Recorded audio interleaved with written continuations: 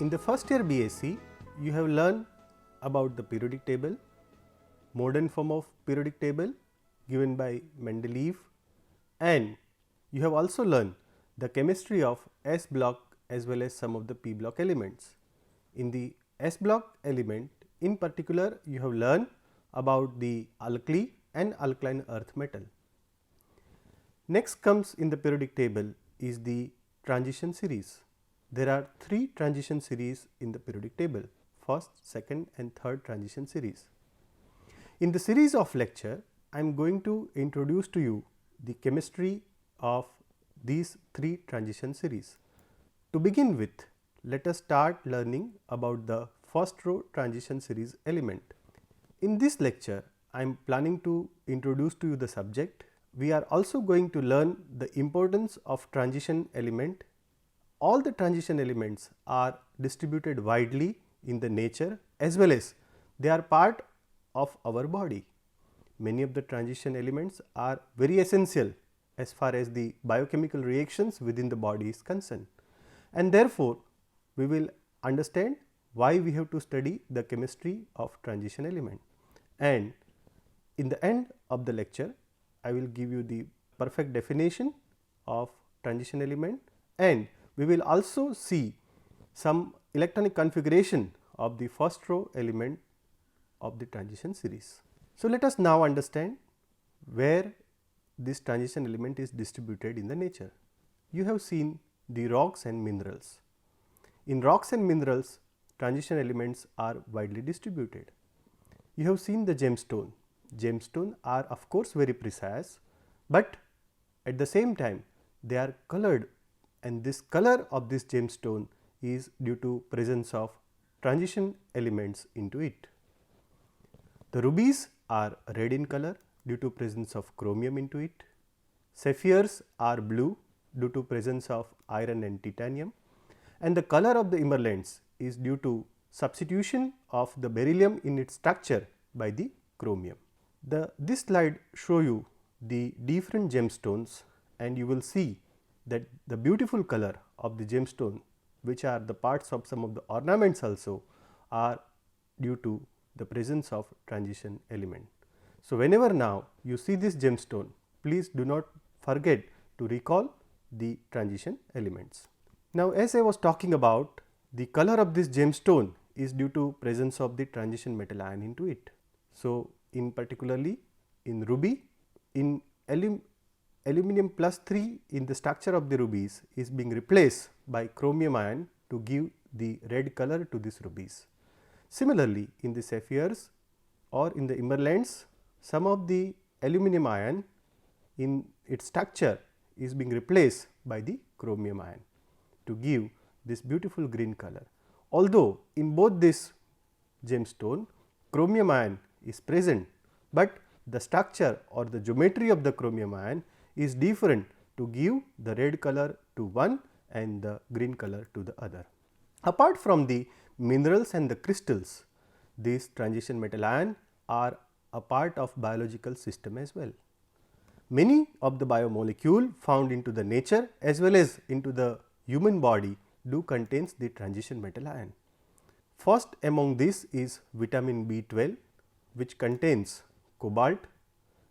Also, some of the respiratory molecules like hemoglobin, myoglobin and cytochrome C contains iron into its structure. You are aware about the enzymes. Enzymes are the biocatalyst. Many of our biological reactions within the body do not occur at all without the presence of enzyme. Enzymes are very specific in their action also. This enzyme also contains traces of the metal ion. We will see about the metalloenzyme and metalloprotein in one of the lecture in this series. The metalloprotein also contains a key life processes such as respiration and also protects cell against the diseases. One of such protein is hemoglobin, you are aware, which do the function of transporting the oxygen throughout the living system. The function of the hemoglobin will be affected if there is no transition metal ion into it. Particularly, it contains iron in +2 oxidation state. If there is no iron, then the function of the hemoglobin would definitely hamper. Vitamin B12, which prevents pernicious anemia, also contains cobalt atom and gives a red color to it. This was the structure of the hemoglobin. Particularly, as you can see, the iron is octahedrally surrounded by the 6 ligand molecule. In fact, there are 5 nitrogen is attached to the iron and the 6th position is free, where any atom or molecule can attach. Particularly, when oxygen is attached, it is called as oxyhemoglobin, and when this oxyhemoglobin will deliver the oxygen to the cells and tissues, then it will be replaced by carbon dioxide, and during exhaust we can exhale the carbon dioxide, and therefore, there is a two-way function of a hemoglobin, that is to say, it will deliver the oxygen and carbon dioxide will come out of the body. So, in the structure of this hemoglobin, as I was talking, the transition element, that is iron, is very important, and it is a heart of this molecule. Some of the porphyrin molecule also plays a role in the biological system, in which we have cytochrome C and some other, which also contains the transition element in this structure. Now, let us see what are the role of a transition element in the biological system. We have a vanadium, which also having a part of some protein molecule, and its function is redox couple in the fat metabolism. Chromium also a part of glucose tolerant factor, and glucose utilization in the body is governed by the chromium. Iron, as I just now told, is a part of a hemoglobin and myoglobin, and it functions the oxygen transport, and cell respiratory system is governed by these particular proteins. Apart from the iron, cobalt, copper and zinc are also equally important as far as the biological functions are concerned. Copper is a part of a protein called ceruloplasmin, which do the hemoglobin synthesis within the body. So, after understanding this, we will come to know that the transition elements are not only important as far as the distribution into the nature is concerned, but they are very equally biological important, and therefore, we have to understand the chemistry of the transition element. Transition element are, as I told, a part of a periodic table in which they are a part of a D block, and therefore, the other name for the transition element is a D block element. So, now we, as I told you, the transition elements are very important, and therefore, we have to study the chemistry of transition element. In the periodic table, they are lying in the D block, and therefore, they are often called as D block element. They are the part of a periodic table, and from group 3 to group 12 is the position within the periodic table. In these elements, the D electron or the electron will be added into the D subcell, which is a penultimate cell for these elements. The D block element, as I told, is lying between S and P block element, and therefore, sometimes the word transition element or transition metals is used for this metal ion, because when you have to pass from S to P, you have to pass via D. But the IUPAC definition of the transition element is not this, it is something different. It is not just the location of these element within the periodic table gives the name transition element to this, but as I said, according to IUPAC definition, it require to have at least one D electron into its electronic configuration. So, this is how in a periodic table the position or the location of the transition series element or D block element is lying, and as I was talking, they are located between S and p block element. This picture gives you the feel of the native metal ion. That is, in the laboratory you might have seen the various compound of transition element, but you might not have seen the native state of transition element. So, this figure represents the picture of the transition first order transition metals in their native states. So, now as I told, the d block element are all metallic element, and therefore, sometimes the word transition metals is betterly used for these elements rather than transition elements. Why they are metal? Because their properties are typically metallic property. All of you are aware that metal are good conductor of heat and electricity. So, all this d block element or transition element are good conductor of heat and electricity. They are very hard and strong. In fact, the bicycle made up of titanium will be very hard and very durable. Apart from the titanium, there are other transition metal are also equally hard and strong.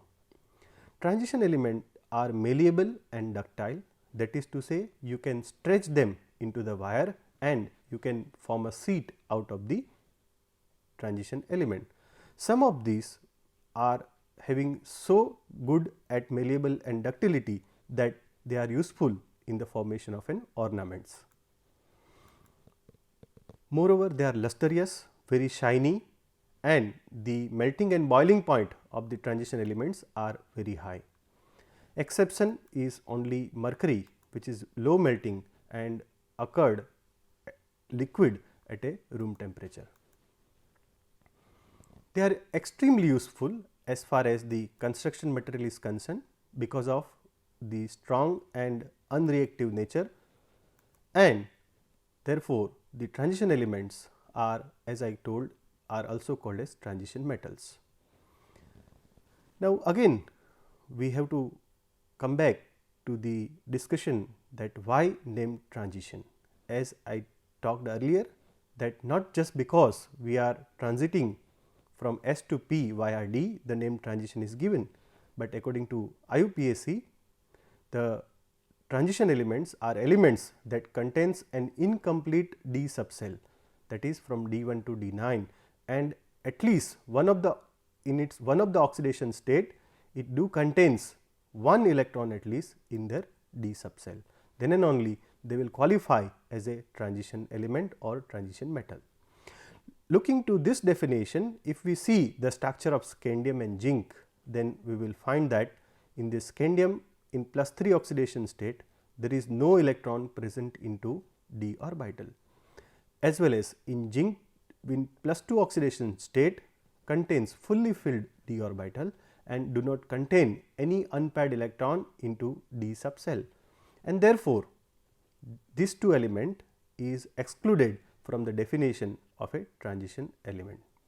However, there are various compounds of a zinc as well as scandium in which these element have at least one electron in their electronic configuration, and therefore, in order to include this element we have to expand the definition of transition element.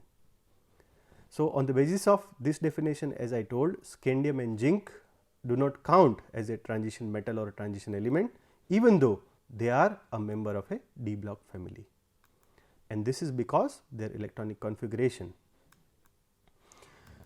So, now after understanding this, let us now understand that why copper is considered as a transition element.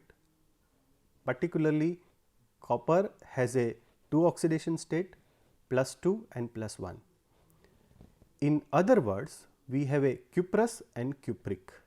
In cuprous, that is copper +1, the electronic configuration will be something like this 3d10 4s1, and therefore, it also contains all the d orbital fully filled with the electron, and therefore, there is no unpaired electron present into the d orbital, and therefore, the copper +1 is not considered as a transition element. However, as I said, copper have a 2 oxidation state. In +2 oxidation state, copper will have 3d9 electronic configuration, which contains one unpaired electron, and therefore, copper in +2 oxidation state is called transition element or transition metal. And therefore, copper is of course a transition element, while scandium and zinc, due to unavailability of the d electron, is out of the transition series or transition element.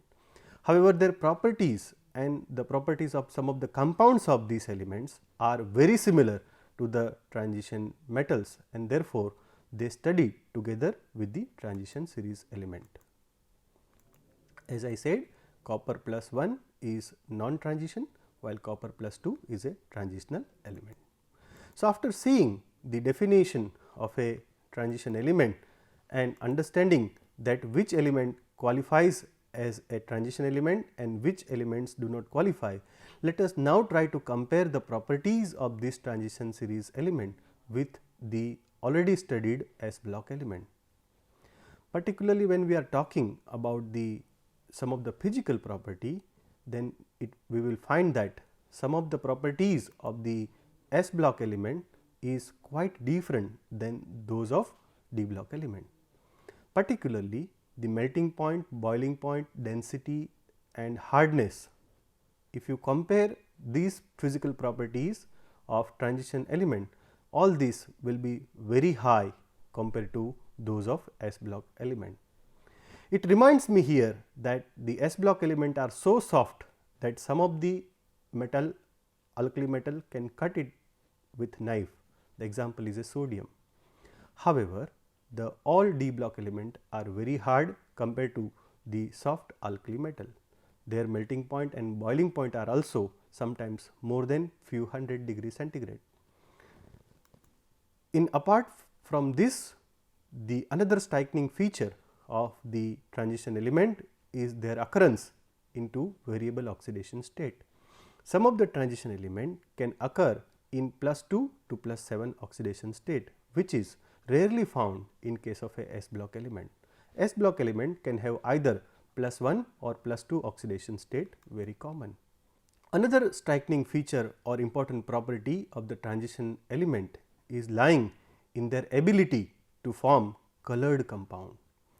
In other words, the chemistry of transition element is colorful chemistry, while the chemistry of the S block or P block element is colorless chemistry or black and white chemistry.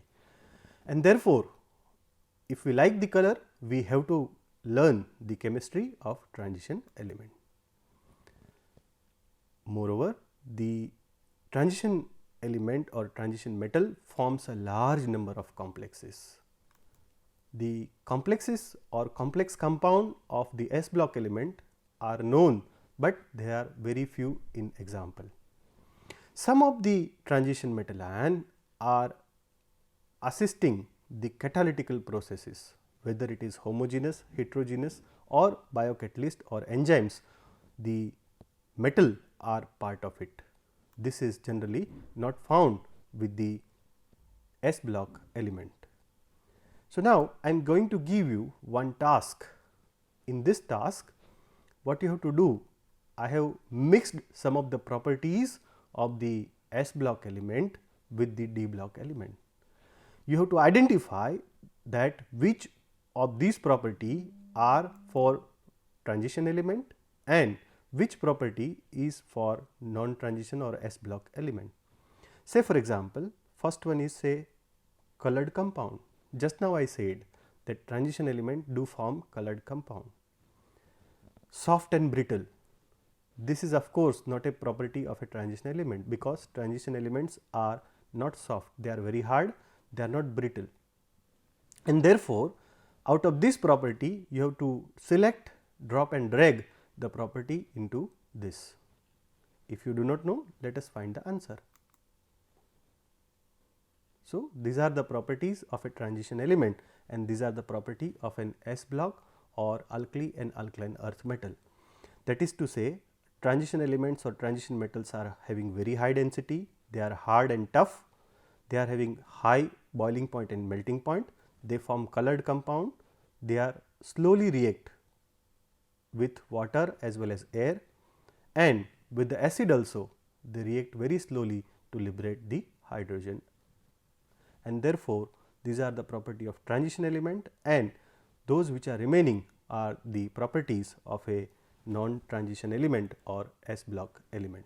Now, let us see the electronic configuration of a transition element. While learning the electronic configuration, we have to follow the Aufbau principle, Pauli's exclusive principle, and Hund's rule.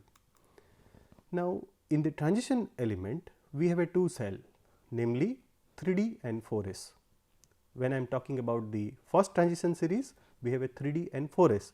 In general, there is a ND and N plus 1 S cell in all the three transition series element. The S cell is a valence cell, while the D cell is second last cell, that is penultimate cell. If you consider the energy wise, valence cell 4s is outermost cell and must be higher in energy, and 3D must be lower in energy. But when we see that there is a very less difference in the energy between 4s subcell and 3D subcell, and therefore, what happened that 4s subcell will occupy with the electron first, and then electron will start occupying into the 3D cell or 3D subcell, and therefore, what happened is in transition element we have 3D 1, 2, 3 up to 3D 9. So, this diagram explains that how the energy of the 4s subcell is lying lowest compared to the 3D, and therefore, the valence cell 4s is occupying with the electron first, and then electron is entering into the penultimate 3D cell. Similarly, while removing the electron also, the electron will be first removed from the 4s subcell and then from the 3D subcell. So, if I give you the task to write the electronic configuration of say first transition element scandium or the last transition element say zinc, then it will be something like this. In the scandium, we will have 3D1 4s2, and in the zinc we will have 3D10 4s2. Once you know the electronic configuration of a first and last element, it will be very easy for you to write the electronic configuration for rest of the element. So, this particular picture gives you the electronic configuration of all first row transition elements starting from 21 to 30. First is a scandium and last one is a zinc. In between you have to go on add 1 electron into the d orbital, going to give you the electronic configuration 3D1, 3D2, 3D3 etc. But stop, there is a anomaly. Anomaly is at chromium and it is at copper. If you look at the structure electronic configuration of this element, then you will find that chromium should have 3D 4 4s2, instead it is having 3D 5 4s1, and copper should have 3D 9 4s2, instead it is having 3D 10 4s1. So, why this anomaly? Anyway, we will going to answer this anomaly slightly later, but before answering to this anomaly in the conventional way how you will write the d electron, that is also shown in this figure. As I was talking about chromium and copper, the anomalies in the electronic configuration can be answered very easily with the fact that any orbital which is if exactly half filled or exactly full filled will be more stable or will be extra stable, and therefore, the electronic configuration of chromium will be this and that of copper will be this rather than these two. These are some of the general properties of the first row transition element. Particularly, they are also forming ion, cation in +2 and +3 oxidation state. These are the values for their electronic negativity, ionization energy and atomic as well as ionic radius.